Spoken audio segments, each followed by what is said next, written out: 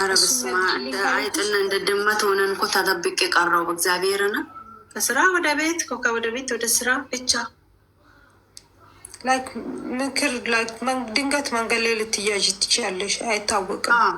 በተለይ ደግሞ ላረገዙትም እየራሩ አይደለም። እርጉዝ ሆኖም እስር ቤት ገብተው የወለዱ 3-4 ልጆች አሉ፣ የኛ ልጆች ከዚሁ ከሱዳኔ ከምን አርግዘው የገቡ ማለት ነው።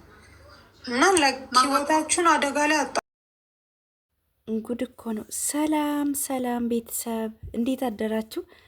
እንዴት አረፈዳችሁልኝ? እኔ ደህና ነኝ፣ እግዚአብሔር ይመስገን። ጆርዳን እንደዚ አይነት ነገር አይሰማም ነበረ። ሌላ አረብ ሀገራት ነው እንደዚ አይነት ነገር የሚታማውና ብቻ ያሳዝናል። የትኛውም አረብ ሀገር ሆነ ስደት ነው። ስደት እስከ ወጣን ድረስ ለዓላማ ነው የወጣ ነው አይደለ?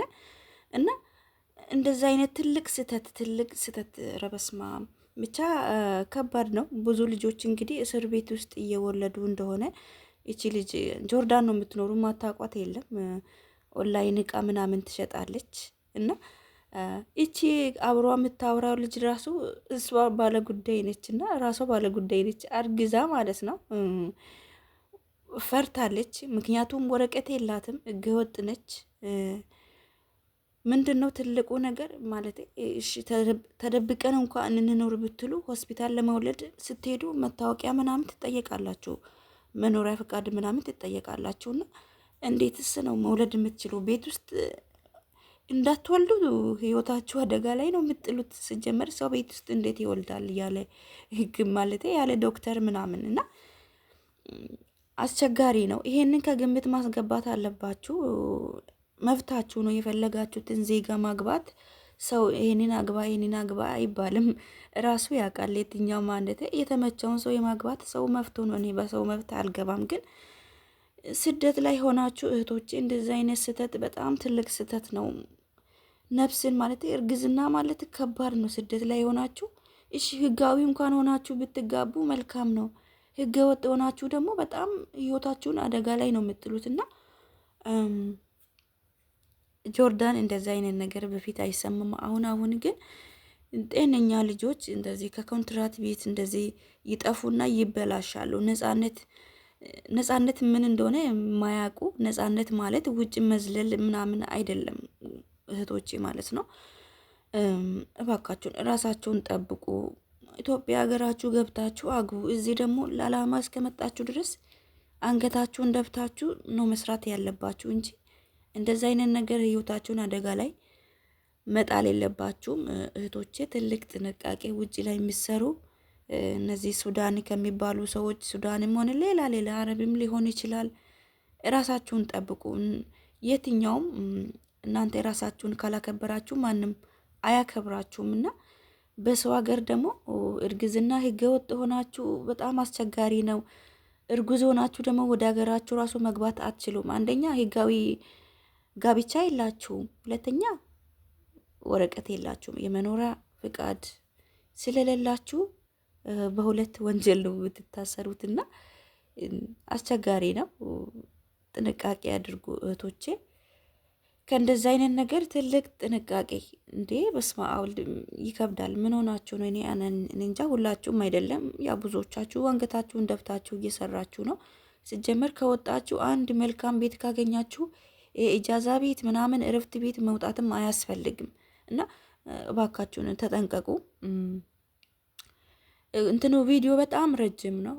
አሁን ወረቀት ምናምን ማውጣትም ያሰባችሁ ማለት ነው ከፊል ካገኛችሁ ፓስፖርት፣ በተለይ ፓስፖርት ማዳማችሁ ቤት ጥላችሁ የወጣችሁ ልጆች ምን ማድረግ እንዳለባችሁ እና ምንድን ነው እሱ 2000 ብርም ሆነ 3000 ብር እነሱ ያመጡበትን ቀጥ ብላችሁ ሰው ይዛችሁ ማለት ነው ማዳማችሁ ቤት ወይም የእናንተ ቢሮ የምታውቁት ከሆነ ቢራችሁ ትሄዱና እነሱ ሲጀመር አይከሷችሁም ማለት ነው።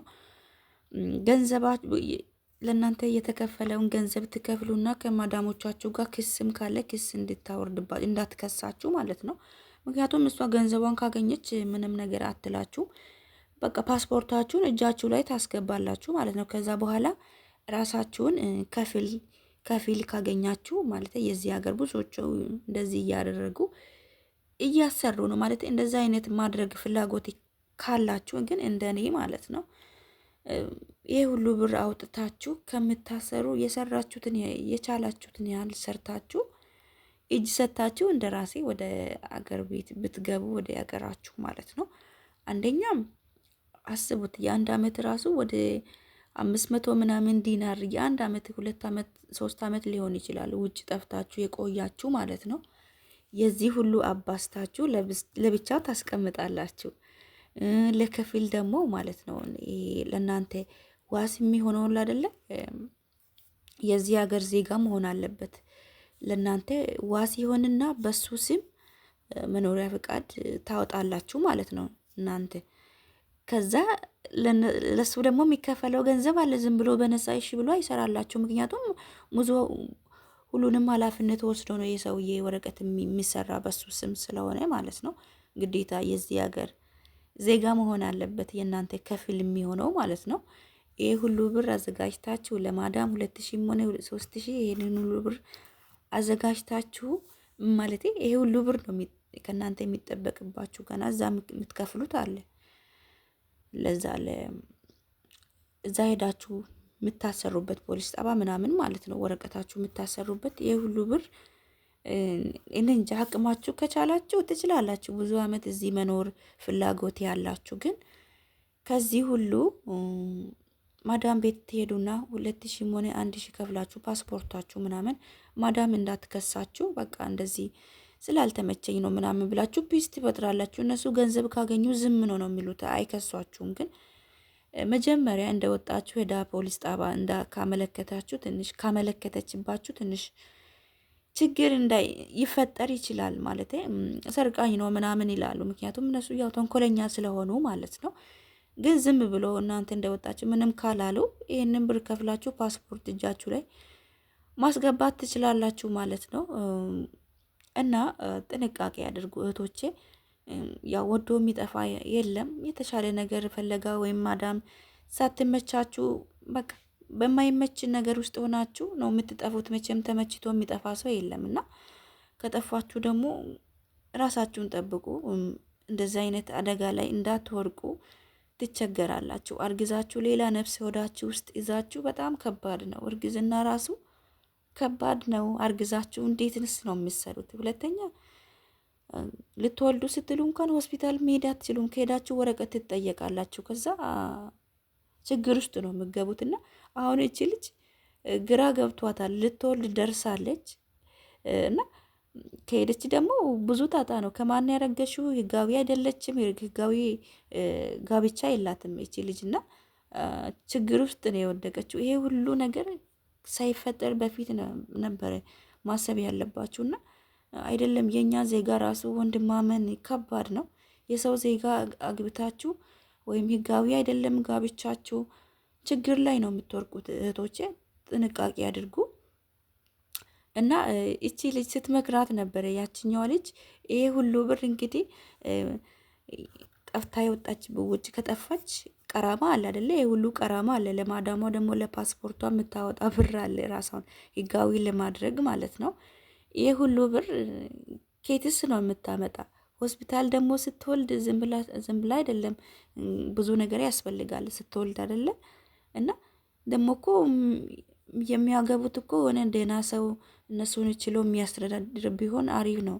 አሁን ካረገዘች ይሄ ሁሉ ወጪ ሸፍኖ ራሱ ያላሰራላት ምን አሁን ይሄ ወንድ ሆነና ነው አሁን? በስመ አብ ወልድ እንደው ቢቀርስ ማለት ይቅር እስቲ ምንም አትሆንም። እድሜም ቢሆን ይሄድ። የእውነት ዋጋ ከምትከፍሉ የማይሆን ሰውም አርግዛችሁ ዋጋ ከምትከፍሉ አገራችሁ ገብታችሁ የራሳችሁን ዜጋ አግብታችሁ ባህሪውን ምኑን ባህሉን ከምስማማ ከራሳችሁ አገር ሰው ጋር ብትጋቡ ነው ባይነኝ እኔ። እና አሁን እቺ ልጅ በቃ ምን እንደምትሆን እኔ ፈጣሪ ድረስላት። እና አሁን ፖሊስ ጣባ እንኳን ሄዳ እጇን ብትሰጥ ሆዷ ያስታውቃል፣ ልትወልድ ደርሳለች። እና ምንድን ነው የምትለው?